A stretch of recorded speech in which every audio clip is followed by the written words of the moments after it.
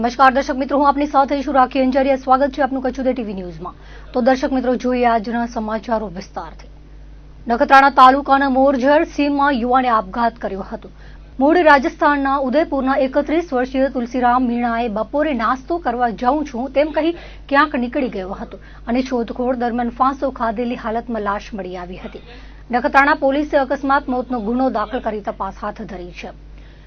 અંજાર તાલુકાના વરસામેડી ગામે રામદેવ પીર મંદિર પાસે યુવાને આપઘાત કર્યો હતો. આ બાબતે મળતી વિગતો મુજબ 41 વર્ષીય બાબુલાલ હિંગડા નામના વ્યક્તિએ કોઈ અગમ્ય કારણોસર જીવાદોરી ટૂંકાવી હતી. યુવાનના મોતથી પરિવારમાં અરેરાટી ફેલાઈ ગઈ હતી. આ અંગે અંજાર પોલીસે અકસ્માત મોતનો ગુનો નોંધી તપાસ હાથ ધરી છે. ઔદ્યોગિક નગરી મુન્દ્રામાં અકસ્માતના કિસ્સાઓમાં અચાનક ઉછાળો આવ્યો છે. ન માત્ર શહેર પરંતુ આસપાસના ગામોમાં અવારનવાર ભારે વાહનોના કારણે નાના મોટા અકસ્માતો થકી પરિવારો ખંડિત થઈ રહ્યા છે. વધુ એક બનાવમાં નાના કપાયા પાસે દંપતીનું મોત થયું હતું, જ્યારે એક મહિલા ઘવાયા હતા. મળતી વિગતો મુજબ નાના કપાયામાં જિંદાલ કંપનીના ગેટ નંબર 1 નજીક બનાવ બન્યો હતો. ફરિયાદી પંચમહાલ જિલ્લાના અને હાલે નાના કપાયામાં રહેતા અજય હરિસિંહ નીનામાએ જણાવ્યું હતું કે તેના પિતા 50 વર્ષીય હરિસિંહ ઉર્ફે અરવિંદભાઈ નીનામા બાઇક પર માતા કમલાબેન અને ફરિયાદીની માતા સાથે કામ કરતા કૃષ્ણાબેનને લઈને જિંદાલ કંપનીથી નાના કપાયા ઘરે મૂકવા જતા હતા. ત્યારે પાછળથી બોલેરો પૂર ઝડપે આવીને રોંગ સાઈડમાં બાઇકને ટક્કર મારી હતી, જેથી ફરિયાદીના પિતાને ગંભીર ઇજાઓ થવાના કારણે સ્થળ પર મોત થયું હતું. ફરિયાદીની માતા ફંગોળાઈને દિવાલ સાથે ભટકાતા ગંભીર ઇજાઓ થઈ હતી, જેના કારણે સ્થળ પર મોત થયું હતું. જ્યારે કૃષ્ણાબેનને ઇજાઓ થતા સારવાર માટે દાખલ કરવામાં આવ્યા છે. મુન્દ્રા પોલીસે મનુષ્યવધની કલમો તળે ગુનો દાખલ કરાવ્યો છે. હતભાગી હરિસિંહ અદાણી પોર્ટમાં સિક્યુરિટી ગાર્ડ તરીકે અને કમલાબેન તેમજ કૃષ્ણાબેન જિંદાલ કંપનીમાં કામ કરતા હોવાનું જાણવા મળ્યું હતું. બનાવને પગલે લોકો સ્થળ પર એકત્ર થઈ ગયા હતા. ઉલ્લેખનીય છે કે મુન્દ્રા વિસ્તારમાં ઉદ્યોગોના આગમનના કારણે અકસ્માતોનું પ્રમાણ વધ્યું છે. આવા બનાવ અટકાવવા માટે પોલીસ અને આરટીઓ દ્વારા ભારે વાહનો સામે કડક પગલાં ભરવામાં આવે તેવી માંગ ઉઠી રહી છે. રાજકોટથી કન્ટેનર ટ્રેલરમાં સિંગતેલ ભરી મુન્દ્રા માટે રવાના કરવામાં આવ્યું હતું. જો કે મુન્દ્રા પહોંચાડવાના બદલે ખાદ્યતેલ સગે વગે કરવામાં આવતા ફરિયાદ નોંધાઈ હતી. ગાંધીધામની જીઆર રોડ લાઇન્સમાં ફરજ બજાવતા મુકેશ છૈયાએ ફરિયાદ નોંધાવી હતી, જે પ્રમાણે ડ્રાઈવર મોહનસિંહ બાલુસિંહ આધાર કાર્ડ રજૂ કરીને ધર્મારામ અંકારામ નામનો શખ્સ કામ પર ચડ્યો હતો.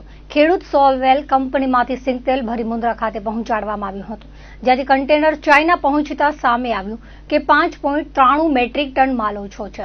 કંપનીએ રાજકોટના હાજી અલી અહેમદ મુસાને મુન્દ્રા પોર્ટ ખાતે તેલ પહોંચાડવાની વર્દી આપી હતી. રસ્તામાં ભચાઉથી ગાંધીધામ આવતા માર્ગે ગોલ્ડન ઇંગલ હોટલ નજીક નાની ચિરઈના ભરત કરશન જરૂ સાથે મળીને કન્ટેનરમાં 14,13,822 નો તેલ બારોબાર કાઢી લેવામાં આવ્યું હતું, જેથી ભચાઉ પોલીસમાં ગુનો દાખલ કરવામાં આવ્યો છે. રાપર તાલુકાના પદમપર ગામથી કિડિયાનગર જતા રસ્તા પર આવેલા વાડામાં એલસીબી દ્વારા તપાસ કરવામાં આવી હતી, જેમાં 3.5 લાખનો દારૂ પકડાયો હતો. જોકે આરોપી મળ્યા ન હતા. આ બાબતે મળતી વિગતો મુજબ બાતમીના આધારે પદમપરના સંજય વિશેન લોદરિયાના કબજા ભોગવાટાના વાડામાં તપાસ કરવામાં આવી હતી, જ્યાંથી બિયરની પેટીઓ મળી આવી હતી. કુલ 1,244 બિયર કિંમત ₹2,73,680 નો મુદ્દામાલ કબજે કરવામાં આવ્યો હતો. રેડ દરમિયાન આરોપી હાજર મળ્યો ન હતો. આડેસર પોલીસમાં ગુનો દાખલ કરવામાં આવ્યો છે.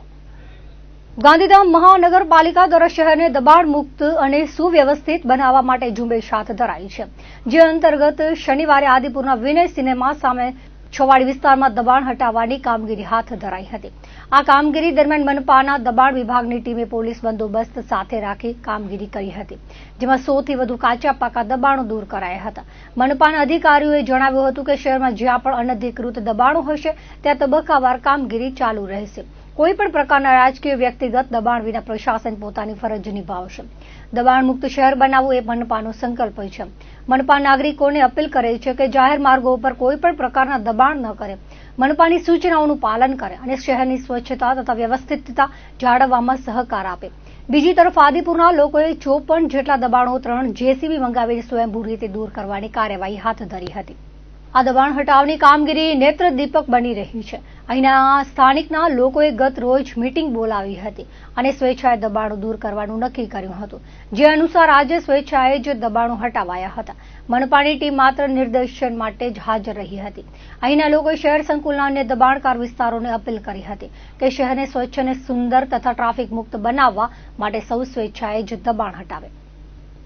નવીન અને નવીનીકરણીય ઉર્જા મંત્રાલય રાષ્ટ્રીય ગ્રીન હાઇડ્રોજન મિશન હેઠળ ગ્રીન હાઇડ્રોજન હબ તરીકે 3 મુખ્ય બંદરોને Deendayal port authority, VO Chidambaranar port authority Tamil Nadu અને પારાદીપ પોર્ટ ઓથોરિટી ઓડિશાને ઔપચારિક રીતે માન્યતા આપી છે. આ માન્યતા એક સંકલિત હાઇડ્રોજન ઇકોસિસ્ટમ બનાવવા અને સ્વચ્છ ઉર્જા તરફ ભારતના સંક્રમણને આગળ વધારવા તરફ એક મહત્વપૂર્ણ પગલું દર્શાવે છે. ભારત સરકાર દ્વારા શરૂ કરાયેલ રાષ્ટ્રીય ગ્રીન હાઇડ્રોજન મિશન દેશને ગ્રીન હાઇડ્રોજન અને તેના ડેરિવેટિવ્સના ઉત્પાદન, ઉપયોગ અને નિકાસ માટે વૈશ્વિક હબ તરીકે સ્થાન આપવાનો હેતુ ધરાવે છે. આ મિશન મોટા પાયે હાઇડ્રોજન હબના વિકાસને પ્રોત્સાહન આપે છે, જેથી ઉત્પાદન અને વપરાશ માટે કેન્દ્રબિંદુ તરીકે સેવા આપી શકાય, જેનાથી ટકાઉ અને સ્પર્ધાત્મક હાઇડ્રોજન અર્થતંત્રની સ્થાપનામાં મદદ મળે. વિકાસનું સ્વાગત કરતા કેન્દ્રીય બંદરો, શિપિંગ અને જળમાર્ગ મંત્રી સર્બાનંદ સોનોવાલે જણાવ્યું હતું કે આ માન્યતા ભારતની દરિયાઈ યાત્રામાં એક નિર્ણાયક ક્ષણ છે, કારણ કે આપણે વૈશ્વિક દરિયાઈ ક્ષેત્રમાં આધુનિક, સક્ષમ અને અગ્રણી બનવા તરફ ગતિ કરી રહ્યા છીએ. પ્રધાનમંત્રી નરેન્દ્ર મોદીજીના નેતૃત્વ હેઠળ અમે ટકાઉ વિકાસની એક ઇકોસિસ્ટમ બનાવવા માટે કામ કરી રહ્યા છીએ, જે ભારતને 2070 સુધીમાં નેટ ઝીરો બનવાના વિઝનને સાકાર કરવા માટે શક્તિ આપશે. આ પરિવર્તનમાં બંદરો એક મહત્વપૂર્ણ કડી છે. ગ્રીન હાઇડ્રોજન હબ તરીકે અમારા બંદરો સ્વચ્છ ઉર્જા નવીનતાના ઉત્પ્રેરક તરીકે કાર્ય કરશે. દરિયાઈ નેતા તરીકે ભારતના બંદરો ફક્ત તેમના પોતાના દેશને સશક્ત બનાવશે નહીં, પરંતુ પૂર્વ અને પશ્ચિમી વેપાર માર્ગો પર તેની વ્યૂહાત્મક સ્થિતિનો પણ લાભ ઉઠાવશે, જેથી પ્રદેશને ટકાઉ લોજિસ્ટિક્સ તરફ દોરી શકાય. લાંબા અંતરના હાઇડ્રોજન પરિવહન સાથે સંકળાયેલા લોજિસ્ટિકલ અને તકનીકી પડકારોને ઓળખીને મિશન ક્લસ્ટર આધારિત વિકાસ મોડેલ અપનાવે છે. આ અભિગમ પ્રારંભિક તબક્કાના પ્રોજેક્ટની કાર્યક્ષમતામાં વધારો કરે છે, માળખાગત સંકલનને સક્ષમ બનાવે છે અને ઓળખાયેલા પ્રદેશોમાં મોટા પાયે અર્થતંત્ર પ્રાપ્ત કરવામાં મદદ કરે છે. 27 જૂન 2025 જારી કરાયેલ હાઇડ્રોજન વેલી ઇનોવેશન ક્લસ્ટર્સ અને ગ્રીન હાઇડ્રોજન હબ સ્થાપવા માટેની સુધારેલી યોજના માર્ગદર્શિકા મોટા પાયે હાઇડ્રોજન પ્રવૃત્તિ માટે સક્ષમ સંભવિત પ્રદેશોને ઓળખવા અને સમર્થન આપવા માટે માળખું પૂરું પાડે છે. આ માર્ગદર્શિકાના ઘટક B2 હેઠળ MNRE સીધી નાણાકીય સહાય વિના સ્થાનોને ગ્રીન હાઇડ્રોજન હબ તરીકે ઓળખી શકાય છે, જેનાથી અન્ય કેન્દ્ર અથવા રાજ્ય સરકારની યોજનાઓ હેઠળ ઉપલબ્ધ પ્રોત્સાહનો અને લાભોની એક્સેસ સરળ બને છે. બંદરોની માન્યતા ઔદ્યોગિક ભાગીદારીને ઉત્પ્રેરિત કરશે, ગ્રીન રોકાણોને આકર્ષિત કરશે અને સ્વચ્છ ઇંધણ તકનીકોમાં નવીનતાને પ્રોત્સાહન આપશે તેવી અપેક્ષા છે, જે 2070 સુધીમાં ઉર્જા સ્વનિર્ભરતા અને નેટ ઝીરો ઉત્સર્જન પ્રાપ્ત કરવાના ભારતના વ્યાપક દ્રષ્ટિકોણને સમર્થન આપશે. આ માન્યતા સક્ષમ અધિકારીની મંજૂરીથી જારી કરવામાં આવી છે. ભુજ મુંબઈ વચ્ચેની ટ્રેનોમાં સામાન્ય દિવસોમાં પણ જગ્યા મળતી નથી. તેવામાં દિવાળી વેકેશન, તે બાદ રણોત્સવ સહિતના આયોજનોના કારણે પ્રવાસીઓનો ધસારો વધતા દર વર્ષની આ વર્ષે પણ રેલવે દ્વારા વધારાની ટ્રેનો દોડાવવામાં આવશે.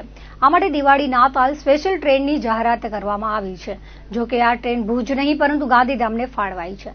બાંદ્રાથી બપોરે 12:30 કલાકે ઉપડીને રાત્રે 1:30 કલાકે ગાંધીધામ પહોંચશે. આ ટ્રેન દર મંગળવારે ઉપડશે, જેમાં ઓક્ટોબર મહિનામાં 14, 21, 28 અને નવેમ્બરમાં 4 અને 11 તારીખે ફેરા ઉપડશે. જ્યારે ગાંધીધામથી રાત્રે 8:20 કલાકે ઉપડીને બીજા દિવસે સવારે 9:45 કલાકે બાંદ્રા પહોંચાડશે, જેમાં આ ટ્રેન દર સોમવારે ઉપડશે. ઓક્ટોબરમાં 13, 20 અને 27 તથા નવેમ્બરમાં 3 અને 10 તારીખે ફેરા ઉપડશે. કચ્છ પ્રવાસી સંઘના નિલેશ શ્યામ શાહે જણાવ્યું હતું કે સંસ્થા દ્વારા રજૂઆતો કરવામાં આવી હતી, જે ફળી છે. સ્પેશિયલ ટ્રેન હોવાથી ભાડા વધારે હોવાની શક્યતા છે. પશ્ચિમ રેલવે દ્વારા કરાયેલી સત્તાવાર જાહેરાત પ્રમાણે આ ટ્રેનના 10 ફેરા થશે. બંને દિશાઓમાં સામખિયાળી, હળવદ, અમદાવાદ, વડોદરા, સુરત, વાપી અને બોરીવલી સ્ટેશન પર ટ્રેન ઊભી રહેશે. 12 તારીખથી ઓનલાઈન બુકિંગ શરૂ થશે. ટ્રેનમાં જનરલની સાથે second class, sleeper class, third AC, second એસીના કોચ રહેશે. કચ્છના પાટનગર ભુજ રેલવે સ્ટેશનનું નવીનીકરણ ચાલી રહ્યું છે, જેની મુદતમાં હજી વધારો થયો છે. ઓક્ટોબર મહિનામાં કામ પૂર્ણ કરવાની અવધિ હતી, જો કે હજુ પણ ડેવલપમેન્ટ ચાલુ છે. હવે ચાલુ નાણાકીય વર્ષના અંત સુધીમાં કામ પૂર્ણ થવાની ધારણા છે. પશ્ચિમ રેલવેના ચીફ પીઆરઓ વિનીત અભિષેક ભુજ રેલવે સ્ટેશન ખાતે પહોંચ્યા હતા. ખાસ તો 200 કરોડના ખર્ચે ન્યૂ ભુજ રેલવે સ્ટેશન બનાવવામાં આવી રહ્યું છે, તેની માહિતી આપી હતી. છેલ્લા 2.5 વર્ષથી ભુજ સ્ટેશનનું કામ ચાલી રહ્યું છે. હાલમાં 70% કામ પૂર્ણ થઈ ગયું છે. નવા સ્ટેશનમાં કુલ 4 પ્લેટફોર્મ સાથે 13 lift, 10 escalator, shopping complex, 2 entry gate, parking, solar, EV charging સહિતની સુવિધા રહેવાની છે. હવે અંતિમ તબક્કામાં કામ પહોંચ્યું છે, ત્યારે હજુ પણ 4 થી 5 મહિના થાય તેવી શક્યતા છે. એરપોર્ટને ટક્કર મારે તેવું ભુજ રેલવે સ્ટેશન બનવાનું છે, જે કચ્છમાં પ્રથમ હશે. આ સાથે પ્રવાસીઓની માંગને ધ્યાને રાખી વિવિધ નવી ટ્રેનો શરૂ થવાની શક્યતા પણ જોવાઈ રહી છે. आज जो है मैं यहाँ चर्चा करने आया हूँ कि जो भुज स्टेशन का जो रीडेवलपमेंट चल रहा है उसको लेके जो प्रोग्रेस है, ये टोटल जो हमारी ये स्टेशन रीडेवलपमेंट का वर्क है 200 करोड़ से ज़्यादा का ये प्रोजेक्ट है, जिसमें पूरी जो है स्टेशन की जो परिकल्पना है वो पूरी तरह से नई और मॉडर्न और अगले 40 से 50 साल को की जो रिक्वायरमेंट है उसको ध्यान में रखते हुए इस स्टेशन का रीडेवलपमेंट चल रहा है. जो रीडेवलपमेंट का वर्क है वो भी बहुत एडवांस स्टेज पे है. ऑलमोस्ट 70% कार्य इसका हो चुका है. बहुत सारे मॉडर्न एमिनिटीज़ इसमें प्लान किए गए हैं, जो यात्रियों को ध्यान में रख के उसकी प्लानिंग की गई है. बहुत सारे एस्पेक्ट हैं. अगर मुख्य चीज़ों की मैं बात करूं तो सबसे पहला है कि पूरा जो स्टेशन का फसाड है वो पूरा जो है नया तरीके का है. Traffic segregation, entry, exit, parking, ये सब पूरी जो है फैसिलिटीज़ क्रिएट की जाएगी. बहुत इम्पॉर्टेंट इसका एक और एस्पेक्ट है कि एक कॉन्कोर्स एरिया डेवलप होगा 3240 स्क्वायर मीटर का, जो सभी प्लेटफॉर्म्स को एक दूसरे से जोड़ेगा. एक कॉन्कोर्स का ये फ्लोर जो है, यहाँ यात्रियों की सुविधाओं को ध्यान में रख के मल्टीपल फैसिलिटीज़ यहाँ पे रहेंगे, चाहे वो टिकटिंग हो, चाहे कमर्शियल एक्टिविटी हो, फूड कोर्ट हो, अदर एक्टिविटीज़ हो, वेट करने के साधन हो, लाउंजेस हो, ये सारी चीज़ें यहाँ पे फैसिलिटीज़ अवेलेबल रहेगी. और यात्री यहाँ पर आके वेट कर पाएंगे और अपनी ट्रेन के टाइम पे अपनी प्लेटफॉर्म पे इस कॉन्कोर्स हॉल से उतर के अपने प्लेटफॉर्म पर जा पाएंगे. साथ ही मल्टीपल लिफ्ट्स, एस्केलेटर्स, स्टेयरकेसेस, ये सारे भी बनाए जाएंगे.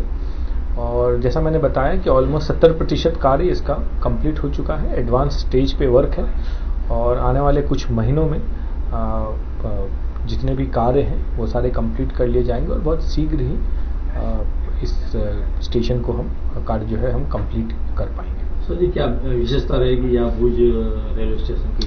देखिए, जितने भी स्टेशन पूरे भारत में आप देख सकते हैं और खास करके पश्चिम रेलवे में भी जितने भी स्टेशन रिडेवलपमेंट का कार्य हो रहा है, वहाँ एक जो है हमारे माननीय प्रधानमंत्री जी का जो एक गाइडिंग प्रिंसिपल है जिसको हम फॉलो करते हैं, वो है कि विकास भी हो और साथ में विरासत भी चले. तो हर स्टेशन जिस भी रीजन को बिलोंग करता है, उस रीजन का जो आर्ट है, आर्किटेक्चर है, रहन सहन है, उसकी जो पूरी लुक एंड फील है, उसकी ज्योग्राफी है, उसकी एस्थेटिक्स, हर चीज़ को ध्यान में रख के उस स्टेशन की परिकल्पना की गई है. तो आप जब फाइनली जब भुज स्टेशन बनेगा तो आप पाएंगे कि जो यहाँ की जो लोकल आर्ट्स है, जो लोकल आर्किटेक्चर है इस एरिया की, वो उसका एक ज्वलंत उदाहरण, उसकी एक छाप आपको स्टेशन के हर कोने कोने में मिलेगी. और चाहे वो लोकल हैंडीक्राफ्ट की बात हो, लोकल जो यहाँ पे घर जिस तरह से होता है, जैसे आर्ट जिस प्रकार का होता है, उस तरह को उसकी एक छाप जो है आपको इसकी आर्किटेक्चर में मिलेगी. साथ ही जैसा मैंने बताया कि बाकी यात्रियों की जो रिक्वायरमेंट है अगले 40-50 साल की, उसको ध्यान में रख के चीज़ें बनाई गई हैं. यहाँ पे मल्टीपल जो है फैसिलिटीज डेवलप होंगे. जब भी हम स्टेशन की बात करते हैं, लोग कई अलग अलग मोड से आते हैं, तो कोई पैदल चल के आते हैं, कोई कार से आते हैं, कोई पब्लिक ट्रांसपोर्ट से आते हैं। तो इन सब को ध्यान में रख के यहाँ इसकी जो है साधन यहाँ पे अवेलेबल रहेंगे, चाहे वो बस स्टॉप की बात हो, चाहे पार्किंग की बात हो, चाहे पैदल यात्रियों के लिए पेडेस्ट्रियन फुटपाथ्स की बात हो, वो सारे और बहुत ही एक इंटीग्रेटेड तरीके से इसकी परिकल्पना, इसकी प्लानिंग की गई है, जिससे कि जब ये स्टेशन बनके तैयार होगा तो हमारे सभी यात्रियों को इससे जो जिनकी भी जिस प्रकार की रिक्वायरमेंट होगी वो रिक्वायरमेंट इसके फुलफिल होगी। ગુજરાત સરકાર દ્વારા કચ્છ જિલ્લાની પ્રવાસી જનતાની સુવિધામાં વધારો થાય તે માટે વધારાની 19 જેટલી એસટી બસો ફાળવવામાં આવી છે। આ 19 જેટલી ગુર્જર નગરીની એસટી બસો કચ્છ જિલ્લાના વિવિધ એસટી ડેપોને ફાળવવામાં આવી છે। આ અંગે કચ્છ ઉદય સાથે વાતચીત કરતા કચ્છ એસટી વિભાગીય નિયામકે જણાવ્યું હતું કે સરકાર દ્વારા ફાળવાયેલી 19 એસટીની બસોમાંથી ભુજ ડેપોને 3, માંડવી ડેપોને 4, મુન્દ્રા ડેપોને 2, અંજાર ડેપોને 2, રાપર ડેપોને 4, નલિયા ડેપોને 2 અને નખત્રાણા ડેપોને 2 નવી બસોની ફાળવણી કરવામાં આવી છે। વધુમાં કહ્યું હતું કે કચ્છ જિલ્લામાં 5 થી 6% એવી બસો છે જે 8 લાખ કિલોમીટરથી વધુ ચાલેલી છે, તેનું હાલ વપરાશ થઈ રહ્યો છે। જે પણ ટૂંક સમયમાં સરકાર દ્વારા બસો ફાળવાશે તો આ બસોને સ્ક્રેપ કરી દેવામાં આવશે। વિવિધ ડેપોમાં નવી બસોની ફાળવણી થતા એસટી મુસાફરી કરતા લોકોને વધુ લાભ મળી રહેશે।